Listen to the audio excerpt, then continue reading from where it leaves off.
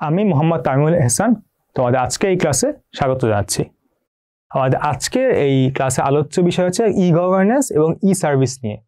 আমরা আজকে দেখব ই গভর্নেন্স কি, এটার প্রয়োজনীয়তা এবং একই সাথে ই সার্ভিস কি এবং ই সার্ভিসের কিছু উদাহরণ এবং এর প্রয়োজনীয়তা। সো সবার প্রথমে আসি ই গভর্নেন্স বা গভর্নেন্স জিনিসটা আসলে কি। গভর্নেন্স বা সুশাসনের জন্য দরকার হচ্ছে স্বচ্ছতা বা জবাবদিহিমূলক ব্যবস্থা। আমাদের বর্তমান যে আমাদের সিস্টেমটা, যে আমার যে রাষ্ট্র যে পরিচালনা হচ্ছে বা বিভিন্ন ধরনের কাজগুলো যে করা হচ্ছে, এই সবগুলো আসলে গভর্নেন্সের আন্ডারেই পড়ে। এখন এই যে ব্যবস্থাটা, সেটা আমাদের কি আরো দরকার হচ্ছে স্বচ্ছতা এবং জবাবদিহিতা। মানে আমি চাচ্ছি যে কাজটা হচ্ছে সেটা যেন আমরা ভালো মাত্রায় বুঝতে পারি এবং কাজটা যেন সঠিকভাবে হয়। এখন এই কাজটা যে ডিজিটালাইজ যদি করা হয়, মানে যদি ডিজিটাল ব্যবস্থা যদি প্রচলন হয়, তাহলে কি হবে, আমাদের এই যে ব্যবস্থাগুলো আস্তে আস্তে আধুনিক ও যুগোপযোগী হবে। তাহলে কি হচ্ছে, এই যে সরকারি ব্যবস্থাগুলো স্বচ্ছতা বাড়বে, জবাবদিহিতা নিশ্চিত করা সম্ভব হবে।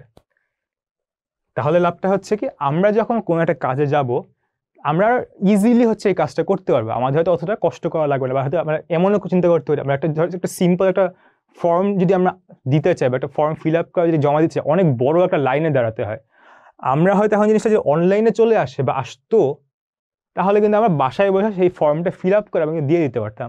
এর ফলে আমাদেরকে হয়রানি বা যে বিড়ম্বনা যেটা, তার কিছুটা হলেও কমে এবং এর ফলে দেশের সুশাসনের পথ নিশ্চিত হয় এবং শাসন ব্যবস্থা ও প্রক্রিয়ায় এই যে ডিজিটাল ইলেকট্রনিক বা ডিজিটাল যে পদ্ধতিটা প্রয়োগ করা হচ্ছে, এগুলো হচ্ছে ই গভর্নেন্স। বর্তমানে বাংলাদেশের যে আইসিটি ডিভিশন, তারা বেশ অনেক জায়গাতেই এই যে ই গভর্নেন্সটাকে ইলেকট্রনিক সিস্টেম বা ডিজিটালাইজড করে ই গভর্নেন্স সেক্টরটা তারা আনতেছে। সো এর ফলে আমরা হয়তো এখন হয়তো বুঝতেছি না, বা হয়তো আমার জিনিসটা এতটা মানে আমার জীবনের সঙ্গে ইন্টিগ্রেট হয়ে গেছে, তাই হয়তো আমার জিনিসটা হয়তো খেয়ালও হয় না। কিন্তু এই সিম্পল জিনিসটাই যদি আমাদের নিজে থেকে যে কোনো জিনিস করা লাগতো, তাহলে আসলে বুঝতাম যে বিড়ম্বনা বা হয়রানি আসলে কত কষ্ট হয় আমাদের। অল্প কিছুটাও যদি আমাদের জীবন থেকে কষ্ট কমে, তাও আসলে এই সিস্টেমটা আসলে অনেক সুবিধাজনক।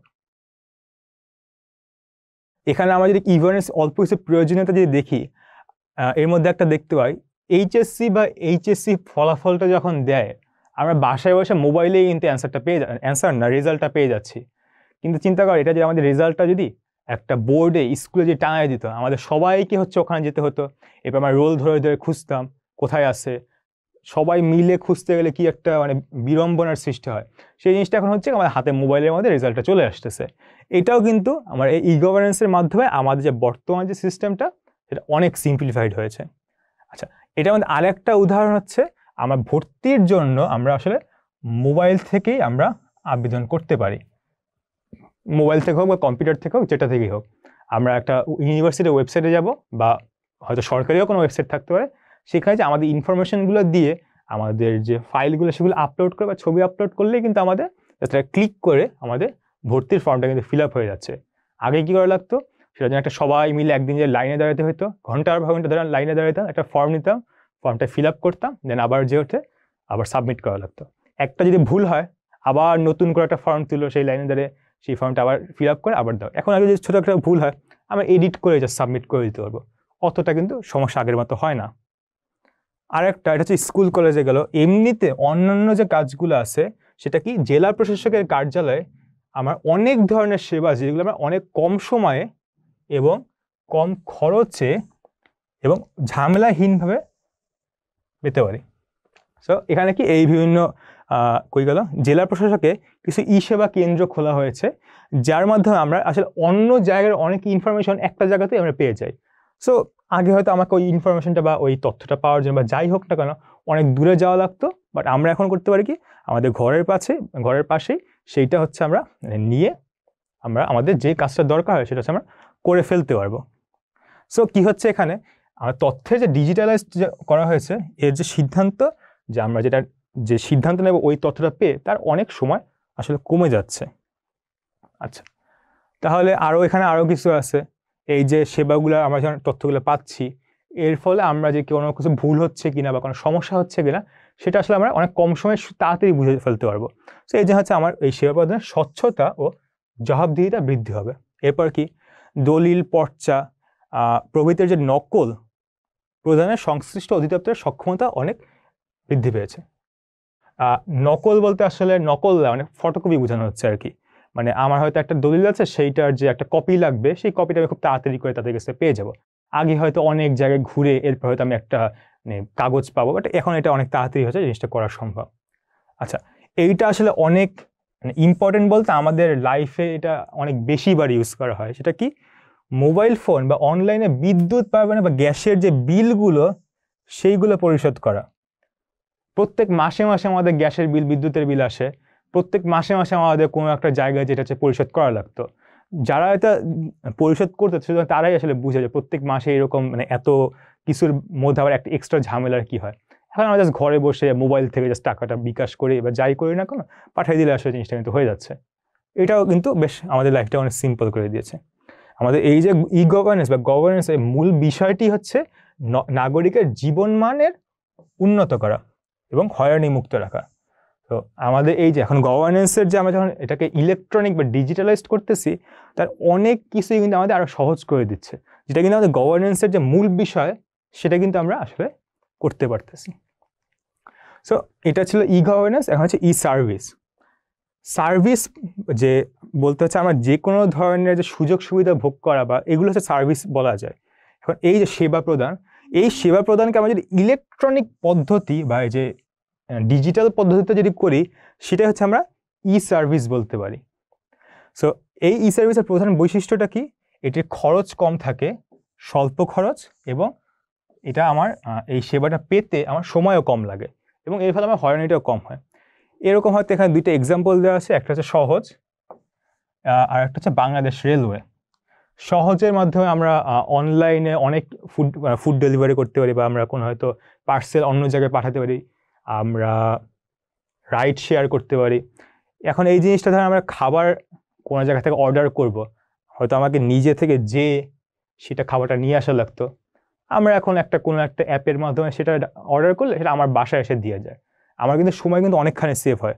আর সরকারের যে একটা অ্যাপ বা সিস্টেম বাংলাদেশ রেলওয়ে, এর মাধ্যমে হচ্ছে আমরা রেলের যে টিকিটটা এটা ঘরে বসেই কাটতে পারি। না হলে কি করা লাগবে, আমাকে হয়তো কাছের কোনো রেল স্টেশনে যেতে হবে, সেই রেল স্টেশনে যেয়ে লাইনে দিয়ে টিকিট কেটে এরপর হচ্ছে আমাকে টিকিটটা ম্যানেজ করা লাগবে। এখন জাস্ট ঘরে বসে একটা ক্লিক করেই কিন্তু আমরা এই সার্ভিসগুলো আমরা কিন্তু পেয়ে যাচ্ছি। তো এই যে পুরো সার্ভিস সিস্টেমটাকে যে ইলেকট্রনিক বা ডিজিটালাইজড করা, এটাকে হচ্ছে আমরা ই সার্ভিস বলতে পারি। এখানে হচ্ছে ই সার্ভিসের বেশ কিছু এক্সাম্পল দেওয়া আছে। সো ফার্স্ট হচ্ছে যেটা ই-পুরজি। ই-পুরজি যে সিস্টেমটা, এটা আসলে বর্তমানে অন্যান্য যে সেবার মধ্যে সবচেয়ে পুরাতনগুলোর একটা বলা যায়। সো এখানে বাংলাদেশে প্রায় 15টির মতো চিনি কল আছে। এই চিনি কলে যখন মানে আখ দরকার হয়, যারা যখন চিনিগুলো বানানোর সময় যখন বিভিন্ন যে সাপ্লাইটা দরকার হয়, তখন তারা করে কি, চাষিদের বলে যে আমার এখন আখ দরকার। চাষিদের SMS যখন পায় তারা এই SMSটা নিয়ে করে কি, সেই আখটা তাদের যে চিনিকল চেয়েছে সেই চিনিকলকে দিয়ে আসে। তো এটা একটা অনুমতিপত্র আর কি বইয়ে ভাষায় দেওয়া আছে।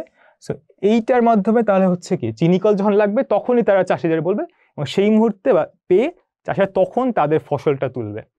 এর ফলে হচ্ছে আগে থেকে ফসল তুলে ফসলটা নষ্ট করতে হচ্ছে না, বা দেরি করে তুলে তারা যে চাচ্ছিল তাদের অর্ডারটা মিস হবে না।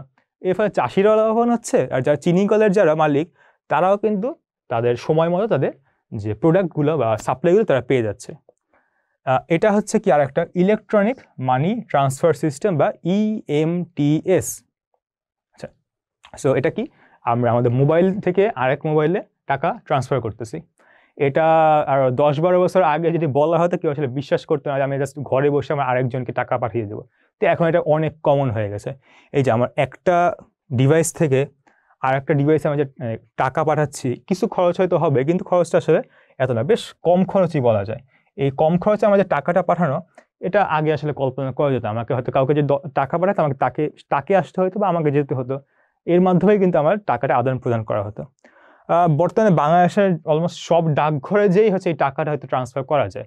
আমরা ডাকঘরে যে টাকা দিয়ে দিই, সে অন্য কোনো হয়তো যেখানে আমরা সে দিতে চাচ্ছি তাদের বলে দিলে তারা হচ্ছে ওখান থেকে তাদের পার্টটা থেকে তারা টাকাটা আর কি ডাকঘর থেকে তুলে নেবে। ই-পর্চা সেবা আর একটা উদাহরণ। আমাদের জমির যে দলিল থাকে, এগুলো যে রেকর্ড, এই রেকর্ডগুলো আস্তে আস্তে অনলাইনে সংগ্রহ করা হচ্ছে। এটা হচ্ছে আমার ই-পর্চা সেবা। সো আমার যদি কোনো একটা জমির যদি দলিল যদি দরকার হয় বা আমি যদি দেখতে চাই কীরকম, আমরা আসলে এই সিস্টেম বা এই সেবার আমরা সাহায্যটা নিতে পারি। কিন্তু যদি না থাকতো, সে আগের মতোই কোনো একটা ফাইল থেকে ডকুমেন্টগুলো খুঁজে বের করা লাগতো। আমরা আসলে জানিও না যে ফাইলটা আসলে কোন জায়গায় আছে। এখানে আরও কিছু এক্সাম্পল, এটা হচ্ছে ই-স্বাস্থ্য সেবা। এটা আসলে বলা যায় বর্তমান সিস্টেম যেন অনেক গুরুত্বপূর্ণ। ই-স্বাস্থ্য সেবা আস্তে আস্তে আরও উন্নয়ন হবে, কিন্তু বর্তমানে যা আছে তাও আসলে অনেক আগের থেকে অনেক ভালো। এখানে বর্তমানে কি আছে, বিভিন্ন সরকারি স্বাস্থ্যকেন্দ্রে যারা কর্মরত চিকিৎসক আছেন তারা মোবাইল ফোনে বসেই স্বাস্থ্য পরামর্শ দিতে পারে। এই জন্য প্রত্যেকটা হাসপাতালে, সরকারি হাসপাতালে একটি করে মোবাইল সেট দেওয়া হয়, যাতে করে অন্য কেউ সে যদি হাসপাতালে আসতে নাও পারে, সে হয়তো মোবাইলে কন্ট্যাক্ট করে তারা হচ্ছে তাদের যে ডাক্তারের কাছ থেকে স্বাস্থ্য সেবাটা নিয়ে নিল। মোবাইলের মাধ্যমে করতে পারে তা না, আরও অনেক ধরনের সিস্টেম আছে। অনেকে হয়তো ভিডিও কলের মাধ্যমে তারা অ্যাকচুয়ালি দেখতেছে যে রোগীর অবস্থা কীরকম, তার হচ্ছে অন্যান্য কোনো ইনফরমেশন চেক করা লাগে, সে ভিডিও কলের মাধ্যমে সেই ইনফরমেশনগুলো দেখতে পারে। এবার এমন অনেক জায়গায় এরকম আছে যে একটা হসপিটালে, বেশ বড় হসপিটালে একজন ডাক্তার বসে আছেন, আর আরেকটা জায়গায় সে জায়গায় কিছু ইকুইপমেন্ট আছে আর একজন ট্রেইনড অপারেটর আছে। ডাক্তার হয়তো অপারেটরকে বলবে যে তুমি রোগীর ব্লাড প্রেশারটা চেক করে আমাকে বলো, বা টেম্পারেচার চেক করে আমাকে বলো। সে ওই ইনফরমেশনগুলো চেক করে ডাক্তারকে বলে দিল, যেটা হচ্ছে ডাক্তারকে আসলে সাথে আর থাকতে হচ্ছে না। সো ওইটার উপর ভিত্তি করে সে হয়তো কোনো একটা মতামত দিবে। রোগীকে কিন্তু ডাক্তারের কাছে আসতে হচ্ছে না। এর ফলে হচ্ছে কি, রোগী আর ভালো ভালো ডাক্তারের সান্নিধ্যে না আসেও তাদের যে চিকিৎসাগুলো সেগুলো পেতে পারছে। আর একটা কি টপিক, রেলওয়ের ই-টিকিটিং বা মোবাইল টিকিটিং বলা যায়, যেটা একটু আগে বলেছিলাম। এখানে আবার দেওয়া আছে যে বাংলাদেশের রেলওয়ের বেশ কয়েকটা আন্তঃনগর ট্রেনের টিকিট এখন আমরা মোবাইল থেকে কাটতে পারি। চাইলে আমরা মোবাইলে কেটে হচ্ছে যে কি বলে এটার রেলওয়ে স্টেশন থেকে নিতে পারি, বা আমরা নিজেরাই আসে টিকিটটা প্রিন্ট করে ওইটা দিয়ে আমরা কাজ চালাতে পারি। মানে আমাকে এখন জাস্ট মোবাইল থেকে টিকিটটা কেটে প্রিন্ট করে সরাসরি ট্রেনে উঠে যাব। আমার স্টেশনের রেলওয়ে যে টিকিট যেটা কাটা লাগতেছে সেখানে আমার যাওয়াই লাগতেছে না। তো কতটা ইমপ্রুভ হয়েছে। আগে হচ্ছে আমাকে লাইনে দাঁড়াতে হইতো, সেখান থেকে টিকিট নেওয়া লাগতো। এরপর হচ্ছে এমন না যে যেদিন কাটবো ওই দিন, হয়তো আমাকে 10-12 দিন আগে থেকে হয়তো লাইনে টিকিট কাটার জন্য লাইন দেওয়া লাগতো, যেদিন টিকিট পাবো ওই দিন। কিন্তু এখন কিন্তু আমি আগে থেকে দেখতে পাই যে হয়তো 10 তারিখ টিকিট আছে বা 11 তারিখ টিকিট আছে, কোন সিট আছে, কোন ট্রেন আছে, নিজেদের মতো পছন্দ করে নিতে পারি। এটা অবশ্যই অনেক বড় একটা ইমপ্রুভমেন্ট। এটাই আমরা ট্রেন স্টেশনে না গিয়েও নির্দিষ্ট গন্তব্যের টিকিট সম্ভব করা হচ্ছে। তো মোটামুটি আমরা একটা আইডিয়া পাচ্ছি যে কীভাবে বর্তমানে ই সার্ভিসটা বাংলাদেশে আছে। আমাদের আজকের এই যে টপিক ই সার্ভিসের উপর লেকচারটা এখানে শেষ করছি। সবাই ভালো থাকবেন, সুস্থ থাকবেন, ধন্যবাদ।